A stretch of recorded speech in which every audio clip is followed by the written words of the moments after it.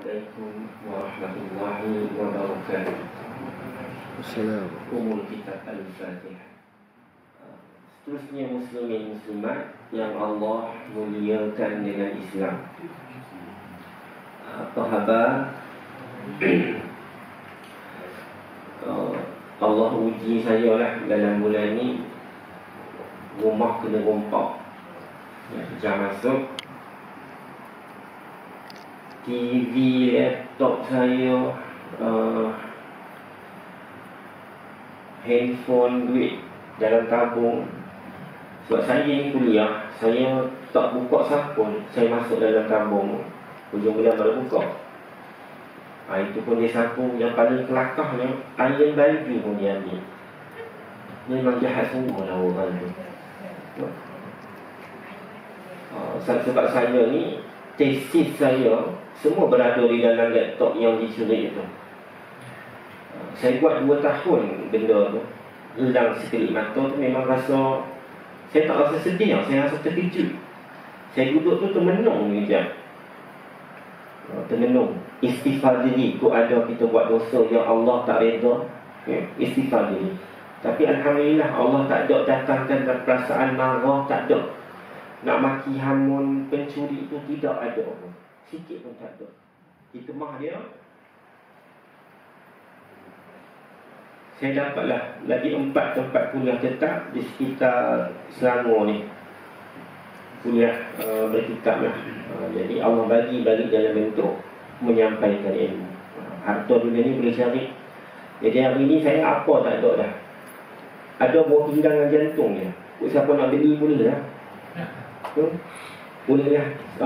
Berapa agak buah pinggang sebelah kalau nak jual? Ada 50,000 kan? 120. Saya bagi 200,000. Tak, kalau ada telefon saya, boleh saya pilih rumah sebiji pula, rumah kecil lah, 200,000. Rumah KL nak dapat rumah apa? Baik. Isu semasa, saya ada menerima satu video, Datuk ada kirim video berkenaan dengan bacaan Al-Quran, terutama sekali yang melibatkan di dalam solat. Nabi ada bersabda dalam beberapa hadis. Antara hadisnya yang saya dapat ni, Zayyinul Quran labis wa tiku. Bila kata di sini, maksudnya hiasilah Al-Quran dengan suara-suara kamu.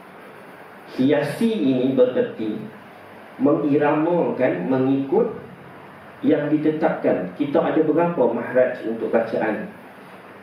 7. Ada yang menyebut 6. Kalau yang buat bahasa nyanyi Hindustan tu, boleh tak? Tidak boleh sebenarnya. Kalau cuma dia nak ambil kalam-kalam tu, bolehlah digunakan perkataan rima Hindustan tadi. Tapi kalau untuk membacanya di dalam solat ataupun membaca Al-Quran secara sepenuhnya, tidak boleh. Apa yang disebutkan di situ, anda kata kita membaca Al-Quran ni terlalu menekankan tajwid. Contoh, Alhamdulillahirabbil. Contoh, kalau mengikut daripada keadaan semasa pun tak ada pun orang baca begitu. Memang tak ada. Cuma ada di beberapa tempat yang mana ada bersabdu wajib menekankan suara atau melantunkan suara. Jadi di sini contoh, ihdinas siratal mustaqim. Biasa disebut qim je kan. Kalau orang sebut ihdinas siratal mustaqim, dia masih tidak melarikan bentuk bacaan tersebut. Cuma mungkin dia nak mendatangkan khusyuk ataupun confident dalam diri dia, dia membaca sebegitu, maka harus bagi dia. Untuk orang lain, kalau kata dalam keadaan begitu juga, dibenarkan juga untuk membacanya. Cuma saya tak suka sesifat yang mana apabila salafi, sesuatu pandangan itu bertembung, dia menyalahkan pandangan lain, itu tak bagus. Kerana kita kena meraihkan pandangan daripada semua. Yang meletakkan hukum ni bukan kita hari ni, imam-imam mazhab kita, alim ulama yang muktabar. Perkataan muktabar ini, mufti pun tidak tergolong dalam golongan muktabar. Percayalah, Muktabar ni tak sampai pun level mufti, ya. Tu yang pertama. Yang kedua, sekarang ini di Mekah dan Madinah sedang ditutup, ya. Ditutup bukan kata tak boleh sembahyang, boleh, ya. 5 waktu untuk penduduk sembahyang masih boleh. Cuma 1 jam selepas Isyak akan ditutup, kemudian 1 jam sebelum subuh akan dibuka untuk sanitizing dia panggil, itu saja. Tetapi umrah memang terhenti 100%, kerana wabak ini bergerak dengan cepatnya, ya. Allah nak tunjuk kamu kaya, kamu hebat, kamu besar. Kalau Fir'aun Allah hantarkan nyamuk, ya, ada menyebut lalat masuk ke telinga dia hingga dia mati. Mati sebab apa? Dia bentak kepala dia. Hari ini Allah hantar benda lagi kecil daripada itu, kuman yang kita tak nampak. Sifat coronavirus ini, dia akan menghidapi kita di paru-paru dahulu. Duduk kat paru-paru 14 hari. Lepas tu bila dia dapat green light, dia akan shut down body kita, iaitu otak kita ni terputus daripada hubungan dengan tubuh. Tu yang banyak jatuh pum-pum tu, ya. Tapi untuk kita orang Islam ni tak payah risau, sebab coronavirus ni dia takut pada air. Virus Cina kan, takut mandi pun. Jadi ambillah wuduk dengan kerak, ya. Basuhlah anggota dengan kerak, insya-Allah, ya. Lagi apa lagi? Politik. Tak usah kira lah, sampai mati tak habis politik. Itu juga, ya. Jadi mengikut daripada hadis Nabi ini, riwayat Abu Dawud ini, Imam Al-Qutubi, ya, menghujahkan hadis ini, ya, bermaksud hiasilah suara kamu ketika membaca Al-Quran. Dan ia juga disifatkan ramai daripada kalangan ahli hadis yang bersetuju dengan pentafsiran ini. Jadi boleh je baca dengan nadar yang mengikut makhraj yang betul. Kalau kita ikut hukum tajwid yang betul, bacaan kita akan sempurna, sedap automatically. Gitulah, you know? Kita sambung pengajian kita, ya, berkenaan dengan peringatan bagi orang-orang yang lalai daripada kitab Tanbihul Ghafilin. Hadis yang seterusnya, ya. Baginda Nabi Muhammad SAW telah menjelaskan tentang fadilat solat dan sabdanya yang bermaksud, perumpamaan solat 5 waktu ibarat sebatang sungai yang mengalir di hadapan rumahmu. Kamu telah mandi di dalamnya sebanyak 5 kali sehari, maka adakah terlekat padanya sebarang kotoran? Para sahabat menjawab, tidak wahai Rasulullah. Tambah baginda lagi, demikianlah solat 5 waktu itu yang sempurna membersih segala dosa. Ada tak orang sini yang tak buat dosa? Tiba-tiba dia maksum, ada? Takkan ada, ya? Level maksum ni dah habis dah. Dan para Nabi yang terakhir, iaitu baginda Nabi, dialah orang terakhir yang memegang title maksum. Kalau ada yang lepas-lepas tu maksum tu, boleh bantai lah kira. Bunuh pun boleh, bantai pun boleh. Antaranya ayah pin. Ayah pin ni sebenarnya dia dah punya hukum kau belum? Orang kata dia lari kan, tapi mengikut daripada rekod yang dikeluarkan rancangan 999 dulu lah saya ingat, dia kata dah dihukum mati. Dia lari kan, dia dapat melepaskan diri. Dia pergi ke Thailand tu. Tak tahulah kerajaan apa, dia buat kerajaan tanah pula kot dia buat. Dulu dia buat dekat Terengganu kerajaan langit. Pengikut dia bukan sebarangan orang, orang-orang yang pandai, bijak pandai, orang kaya ni. Sampai orang Hindu pun boleh percaya dia. Cuba kalau dia ni sebar agama Islam, mesti ramai orang ikut. Tapi tak nak, dia nak juga agama yang dia cipta tu. Pakai tali serupa Hindu. Di Indonesia dia juga dipuja tinggi, no? Jadi mengikut hadis ini, solat 5 waktu ibarat kita mandi 5 kali sehari. Macam tabiat saya ni, kalau saya nak solat, memang saya akan mandi. Bila tak mandi tu rasa tak selesa, rasa solat tu macam Allah tak terima, rasa gitulah. Mesti kena mandi. Memang daripada kecil ya, duduk sekolah agama pun memang gitu. Nak masuk waktu je mandi. Lepas tu nak pakai baru. Jenis saya gitu. Jadi apabila kita mandi 5 kali sehari, bersih tak? Bersih lah ya. Maksudnya di sini, walaupun kita ini melakukan dosa ya, pada pagi hari ya, apabila menjelang tengah hari, kita bersembahyang, segala beban dosa yang ada di bahu kita tadi, mengikut daripada hadis Nabi, semuanya jatuh bertaburan sewaktu kita rukuk dan sujud. Itu kata baginda Nabi. Jadi andai katalah kita ini punya apa jenis dosa sekalipun, istighfarlah, kemudian dirikanlah solat. Di waktu itu hilanglah dosa, seperti mana yang Allah sebut melalui hadis Nabi ya. Habis kalau dosa yang disebut sebagai mensyirikkan Allah tidak ada pengampunan. Ada kan hadis riwayat Imam Ahmad, semua dosa diampunkan kecuali dosa yang mensyirikkan Allah ya.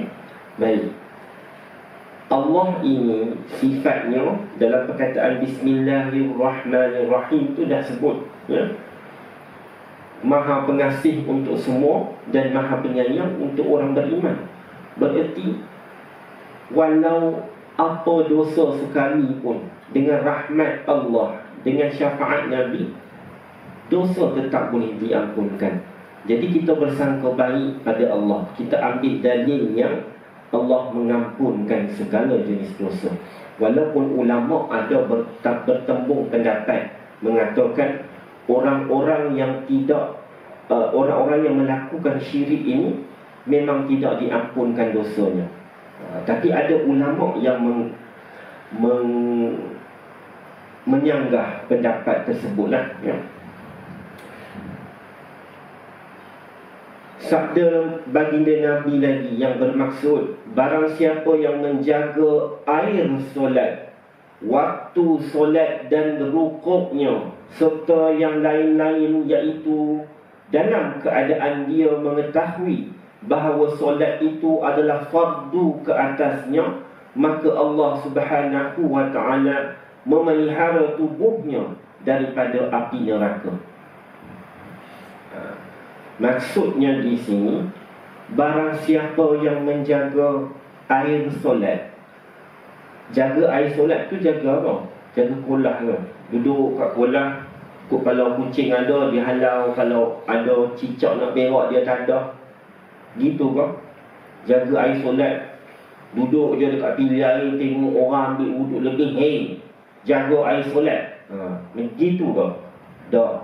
Menjaga air solat di sini berarti wuduk kita tadi ya. Antara satu perbuatan yang Nabi tidak buat tetapi Allah redha dan memperolehi pahala ya, kalau mengikut daripada riwayat hadis, dilakukan oleh siapa? Bilal bin Rabah ya, berkenaan dengan solat sunat wuduk 2 rakaat. Nabi tak buat. Bagaimana Nabi tahu boleh bertanya kepada Bilal? Kerana menurut Nabi, tapak kasut Bilal ini kedengaran di syurga Allah. Jadi baginda Nabi pun bertanya-tanyalah apakah amalan dia sehingga mana Allah meletakkannya dia di syurga. Kemudian jawab Bilal tadi, aku berwuduk, kemudian aku bersolat sunat 2 rakaat. Yang ini tak ada pun Nabi buat, tapi diterima oleh Allah ya. Adalah satu tempat saya pergi mengajar ya. Saya tak tahulah hamba Allah ni kenapa ada soal macam tu. Dia tanya saya, Ustaz, agama ni kejam, Islam ini sebenarnya kejam. Saya tanya dia pasal apa? Saya berdebar dah. Takut soalan pelik-pelik ni kita malas nak jawab lah. Munasabah tak seorang manusia tak kentut satu hari? Saya kata dah, ni pasal apa orang sebut kentut pula? Saya kata kenapa pula tuan? Dia kata, saya berpuasa satu hari, bayangkan betapa azabnya kami nak menahan kentut supaya tidak terbatal puasa. Saya pun sebenarnya nak ketawa sebenar, tapi saya tahan. Saya macam saya rasa tuan mungkin tersilap. Perkara yang membatalkan wudu dan perkara yang membatalkan puasa ni dia berbeza. Ya, saya pernah juga ditanya oleh beberapa orang Cina berkenaan benda begitulah. Takkanlah tak boleh nak korek hidung waktu berpuasa? Kata boleh, kalau dah ada lalat sekop duduk kat hidung nak biar sebab kita puasa ke? Tak, boleh je. Sekadar di luar-luar itu andai perlu.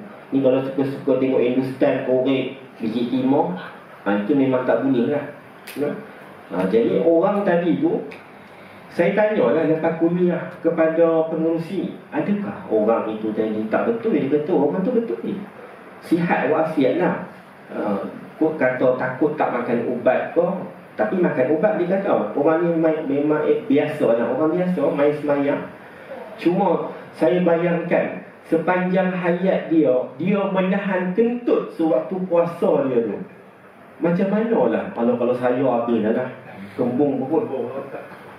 Bererti umur dia dalam rasa dalam 60 kot, 60 tahun. Jadi kalau dia menahan kentut sewaktu berpuasa selama saya tak boleh bayangkan. Saya balik rumah saya ketawa sangat benda tu. Dan tapi lepas tu saya jumpa dia, saya kata Haji, ni nombor telefon saya, kalau ada apa-apa telefon saya dulu, mesej saya ke apa-apa. Tak dan saya sampai rumah, mesej dah 2-3 mesej soalan dia hantar lah. Berarti usia itu tidak menunjukkan ilmu. Kadang-kadang orang yang lebih tua ni, dia terlupa nak buat semakan terhadap rukun-rukun di dalam Islam ni. Rukun solat, rukun puasa, segala jenis rukun ni kita kena ingat sekali-sekala, memang kena sebut. Cuma saya tak nak dia malu lah, sebab orang ketawakan dia habis satu masjid lah. Ketawa bukanlah ha-ha, tapi kita duduk atas kita nampak lah orang, tapi dia duduk depan ni tak nampak lah belakang tu. Kemudian menjaga waktu solat. Waktu solat berarti yang afdal, yang terbaik kalau mengikut kepada baginda Nabi untuk tidak membebankan kita dengan perkataan wajib adalah solat di awal waktu. Awal waktu ni dia, setiap waktu solat ni kita bahagikan kepada 3 keadaan. Contoh, daripada zuhur ke asar lebih kurang masa 3 jam, ya. 1 jam yang pertama kita boleh letak sebagai waktu awal bersolat. Jam yang kedua adalah waktu pertengahan, dan jam yang ketiga adalah waktu yang terakhir. Sama juga dengan pengurusan jenazah. Jenazah ni kalau boleh 4 jam pertama kena diuruskan.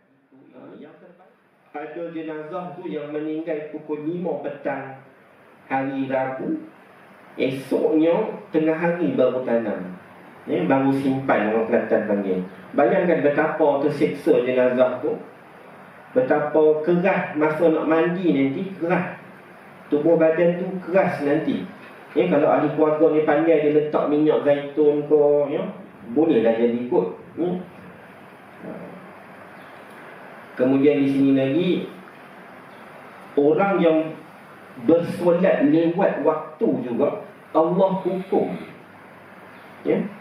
Hadis daripada Imam Baihaqi menyebut bagi orang-orang yang melewatkan solat. Melewatkan solat ini dia dengan sengajalah. Contoh, Gegar Vaganza biasa start ke berapa? 8.30, 9. Saya takwilkan kepada pukul 9 lah. Kita dah ni insya' lambat kan. Dia balik daripada on taikin, beli barang, letak barang, buka TV. Sembahyang isyak tak lagi. Tapi dah tengok gambar Gaza dah. Dia kata tak apalah, lepas gambar Gaza aku sembahyang. Gambar Gaza habis pukul berapa? Muslimat tahu tak pukul berapa tu? Tak tahu. Oh, bagusnya orang sini. Memang kata penghuni syurga lah. Dalam rasa 11-11.30 pun 11-11.30 tu ada ke? Ada lagi desire, keupayaan nak semayang dah tu. Mesti tak ada dah. Dan tu dia akan tidur terus. Nanti esok pagi subuh barulah dia semayang isyak. Ini kebanyakan yang begini banyak dilakukan oleh orang-orang lama, terutama muslimat. Tok-tok saudara saya yang perempuan banyak sembahyang subuh, sembahyang isyak sebelum sembahyang subuh. Sebab dia tu tidur awal. Dulu kan tak ada TV, ya. Dia katanya waktu isyak ini adalah waktu yang panjang, ya. Maka mereka bersembahyang di hujung sewaktu mereka qiyamul lail lah, ya. Dan rukunnya, ya. Rukun berarti rukun solat di sini masih ramai yang tidak mampu nak menzahirkan rukun solat tu satu persatu andai ditanya. Kalau saya buat satu kertas kosong, saya minta kat semua orang tulis rukun solat satu persatu, boleh tak? Saya ada kertas ni. Di situlah kata hari ini saya dah jadi tabiat saya. Kalau saya solatnya, saya akan tengok bagaimana orang tu memulakan solat dia. Bukan kata nak hina, nak muhasabah diri, nak buat kajian sendiri, ya? Daripada 10, memang 5 ni buat dek je. Masuk je soft. Kita kan main lambat, duduk belakang. Main soft masuk tu angkat. Tak ada pun turun nak Tok Makninah kejap, kau berdiri sekejap, tak ada, ya? Wajib dia berdiri sekejap, ya? Sebab nak memasang niat tadi, sewaktu nak masuk dari dalam soft tadi. Kita mazhab Imam Syafi'i ni ketat, ya? Kalau nak sambil lewa, boleh ambil mazhab lain, ya? Contoh mazhab yang mudah, niat boleh dibaca di rumah. Mazhab Maliki boleh juga dibuat begitu, ya? Tahu-tahu je masuk soft, terus angkat takbir saja. Macam kita kena duduk sekejap, berdiri sekejap, kemudian barulah mengangkat takbir. Rukun kaumi lah, sebab kebanyakannya yang kita ini tidak melakukannya dengan betul, ya.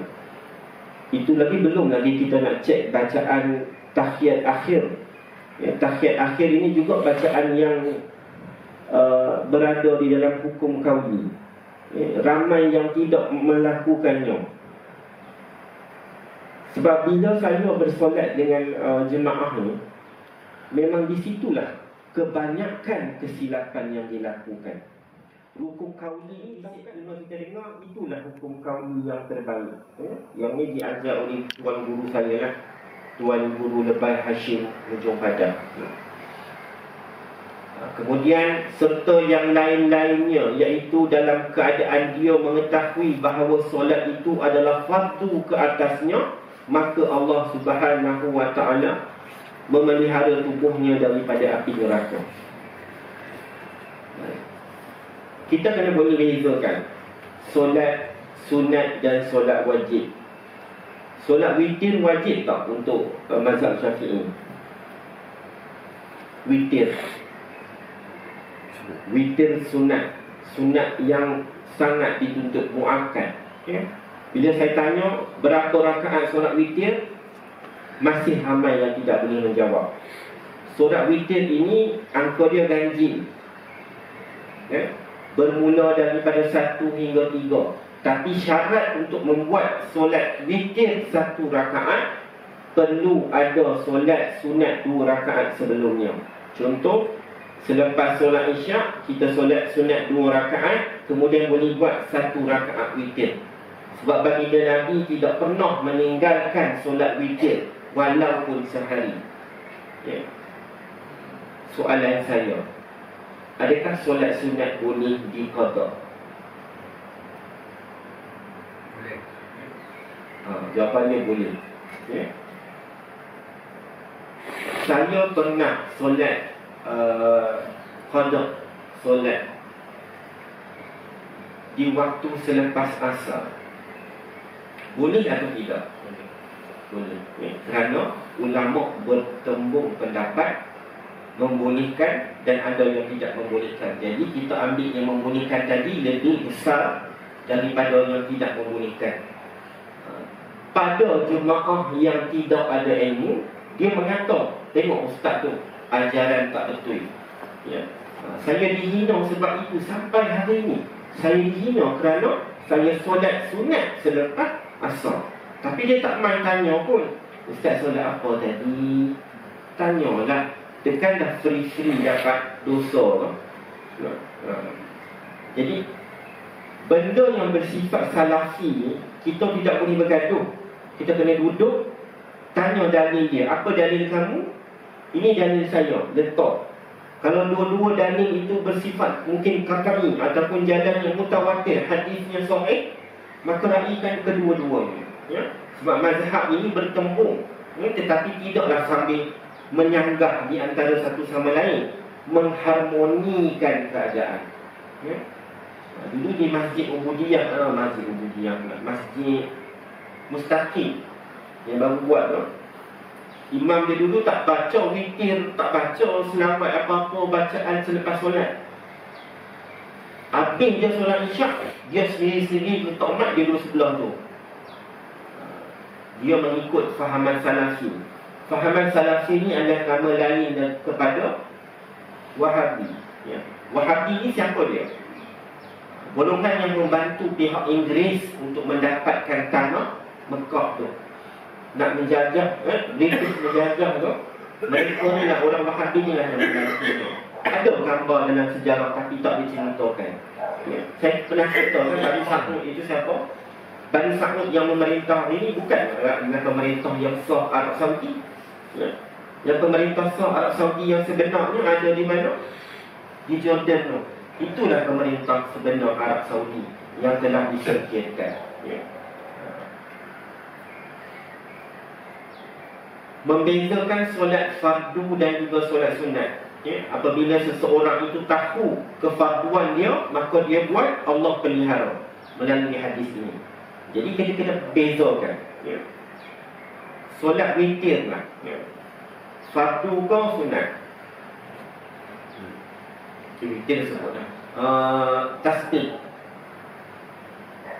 Solat sunat tasbih. Nama pun dah solat sunat tasbih. Sunat lah. Ya. Soalan.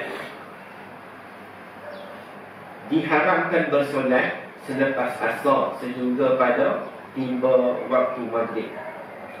Kita masuk masjid, kita solat tahiyatul masjid di waktu selepas solat asar. Boleh atau tidak? Dalilnya? Dalilnya sembahyang ada kait dengan sembahyang. Sembahyang solat biasa tak boleh. Kalau saya masuk masjid, saya tak solat sunat solat sunat tahiyatul masjid, tapi saya solat sunat hajat, boleh tak? Boleh. Tak boleh. Hanya satu solat saja dibenarkan di waktu macam hajat. Lain kali aku kat sini. Satu solat saja dibenarkan di waktu selepas asar itu adalah solat sunat tahiyatul masjid. Alasan dia masuk untuk bersolat asar, maka tidak terpakai baginya waktu asar dah lepas. Belum. Andai kata dia solat asar baru nak solat tahiyatul masjid, itu tak boleh. Ya. Dia masuk sahaja tahiyatul masjid masih valid untuk dia, kerana asarnya belum berdiri.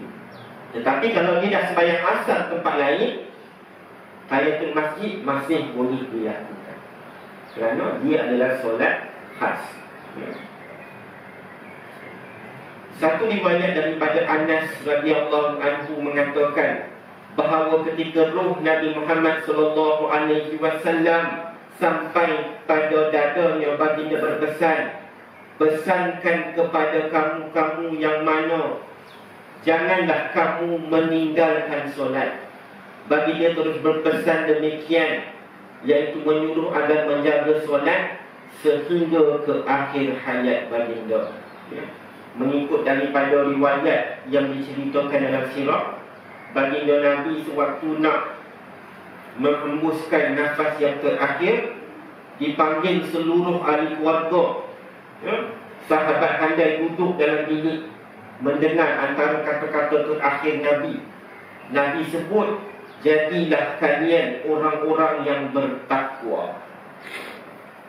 Baik, kita semak balik dalam Al-Quran, dekat mana bahagian yang disebut sebagai orang bertakwa tadi. Di dalam surah Al-Baqarah ayat yang kedua dan yang ketiga. Zalikal kitabu la raiba fihi hudan lil muttaqin allazina yu'minuna bil ghaibi wa yuqimuna as-salata wa mimma razaqnahum yunfiqun. Ciri golongan orang bertakwa: yang pertama, beriman kepada kitab-kitab Allah. Yang kedua, beriman kepada benda-benda lain. Benda lain ni bukan kata buka lima je ke, pocong dan sebagainya. Tak. Pembalasan syurga dan neraka, pembalasan alam barzakh, alam kubur dan sebagainya. Kemudian orang-orang yang mendirikan solat. Jadi dengan mendirikan solat tadi, itulah dia golongan orang-orang yang bertakwa. Dan kemudian yang keempat, orang yang membahagikan sebahagian daripada rezeki yang Allah berikan kepadanya dalam kurungan zakat kepada yang memerlukan. Jadi kalau ada orang bertakwa, kena selalu baca Al-Quran, kena beriman kepada benda lain, kena bersolat dan kena bersedekah ataupun berzakat. Itu 4 kategori orang-orang yang beriman. Kan suara saya tiba lain ni, dia lain dari situ. Kan, tiba-tiba dia lain. Kau malaikat tolong bagi kuat dia.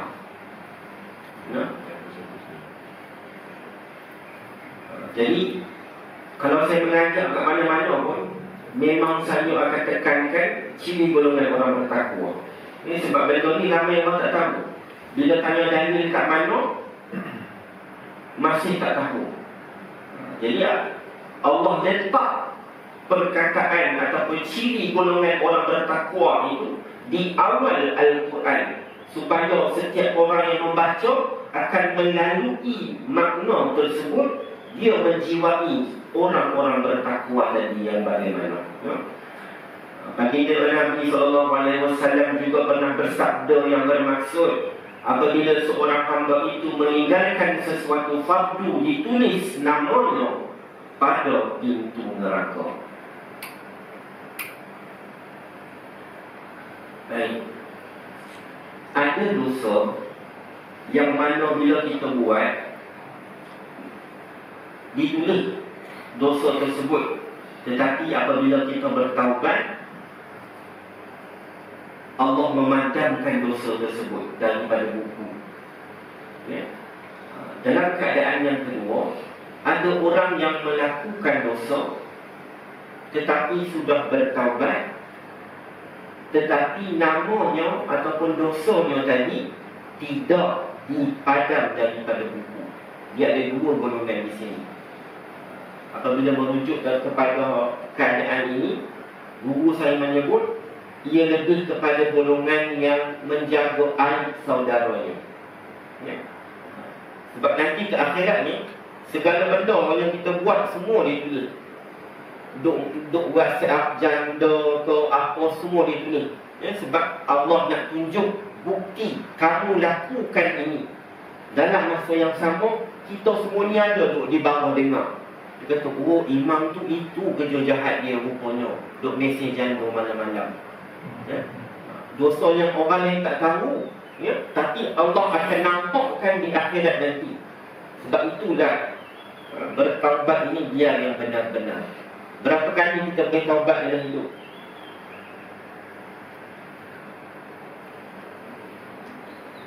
Berapa kali?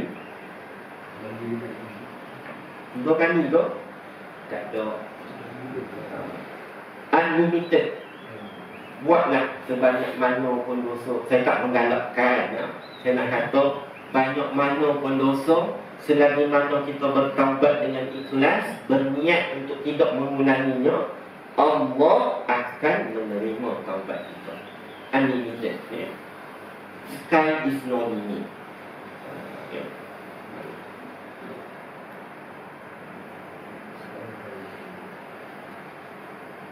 Sama sikit lagi no?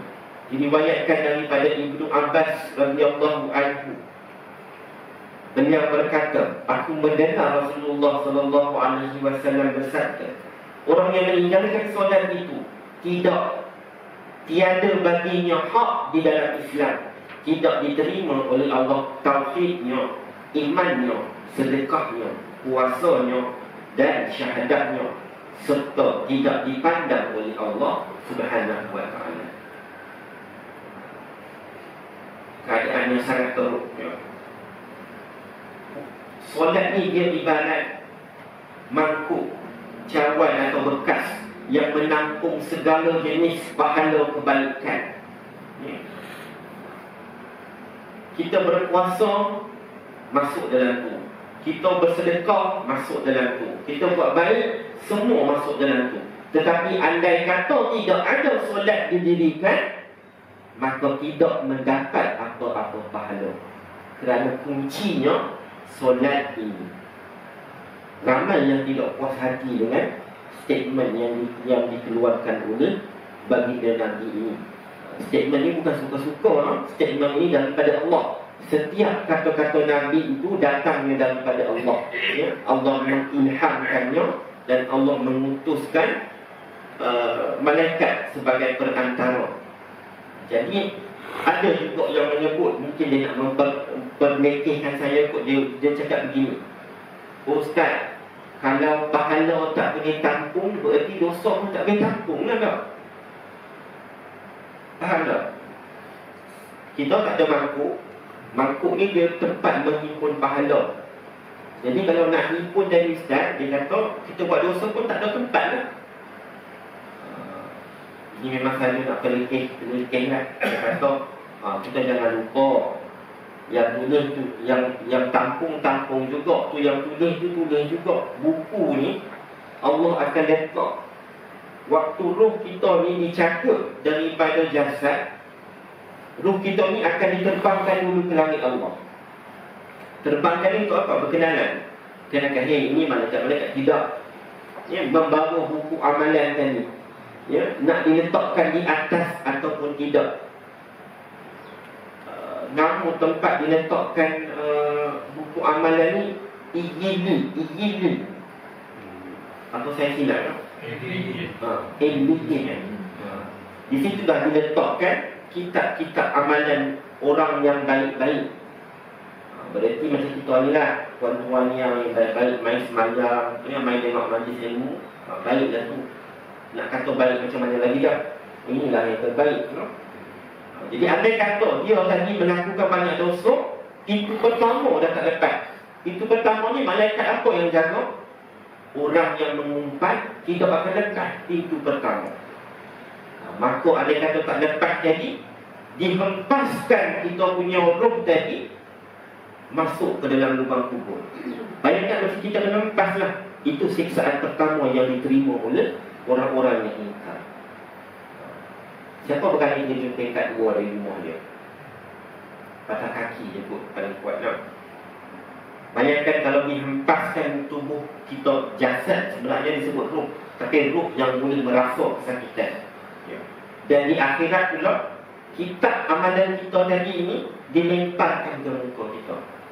Bayangkan kita, cikgu kalau marah kat sekolah pun ada tak lempar buku? Saya pernah. Masa tu saya pergi mandi sungai, kontak nak kitab ni syarahan Al-Hikam satu petang ni. Banyak daripada majlis orang tu mulia dan guru tu ambil kitab tadi lempar kat muka ketuk. Itu baru dunia kecil sikit je. Bayangkan kalau Allah yang melemparkan, berarti tiadalah syurga buat kita. Jadi saya rasa cukuplah sekadar itu. Cuma satu cerita berkaitan dengan Isra' dan Mi'raj. Saya tak kuliah nanti yang masih Isra' dan Mi'raj. Cuma sewaktu baginda Nabi naik dan turun berjumpa dengan Allah, baginda Nabi bertemu dengan seorang lagi Nabi, iaitu Nabi Ibrahim.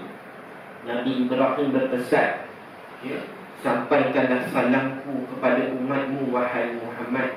Ingatkanlah kepada mereka tentang zikir seorang Nabi, yang mana sekali kita berzikir, satu pohon buat kita akan ditanam di syurga Allah.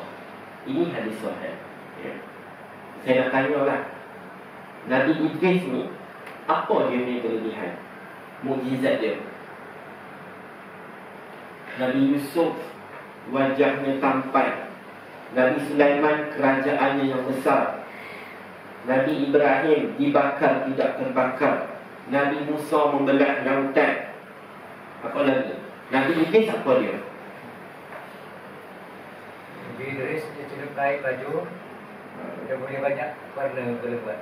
Alhamdulillah, dia adalah manusia pertama yang menjahit baju, dan dia juga menenun baju. Menenun.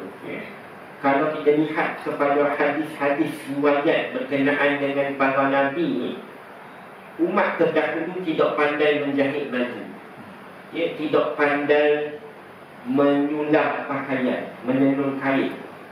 Jadi sewaktu baginda Nabi Adam wafat, bagaimana kain kafan itu datang? Mengikut riwayat, kain kafan dan wangian-wangian itu diturunkan Allah daripada langit, malaikat yang membawanya. Jadi amalan Nabi Idris ini yang menjadi penghormatan buat dia, sehingga mana Allah meletakkan dia di langit yang keempat, hatta nyawanya dicabut di langit yang keempat, kerana amalan yang dilakukannya. Di antaranya, seperti yang saya sebut tadi, Nabi Ibrahim menyebut, ingatkan kepada umatmu tentang zikir yang diamalkan oleh Nabi Idris. Apa dia zikir itu? Mudah je. Subhanallah walhamdulillah wala ilaha illallah wallahu akbar. Itulah zikir, zikir agung yang kita warisi hingga ke hari ini. Jadi kalau duduk-duduk tu, bacalah sekali, dua kali, tiga kali. Ada 2-3 pokok untuk kita disyurga, ditanam kelak. Saya rasa cukuplah sekadar itu. Ada sebarang soalan berkaitan dengan ilat? Tak ada lah. Alhamdulillah. Di sini segala yang baik itu hak milik Allah, kerana Dia Maha Besar, Maha Sempurna. Yang lemah itu saya dengan izinnya. Andai ada kata-kata saya yang mengguris, saya mohon ampun dan maaf. InsyaAllah esok kita kuliah berkenaan dengan perlembagaan negara. Sebagai seorang Islam ni, kita kena ada dua-dua, dunia dan akhirat. Jadi kita nak tahu hak-hak kita sebagai seorang Islam dalam perlembagaan, maka besok datanglah. Ada slide, tapi slide nak baca kat mana? Boleh. Sana pun boleh. Baca kat ni. Sini semua bagi tengok. Boleh? Tidak tahu semua ni. InsyaAllah slide sudah disiapkan. Saya bagi ringkas dia supaya kita tahu hak kita di mana sebagai seorang Islam. Dan kita nak tengok mahkamah syariah ni sejauh mana kuasa dia. Agak mengecewakan, tapi nantilah kita bentangkan, InsyaAllah. Jadi kita tangguhkan majlis ilmu ini dengan nanti kepada dan bacaan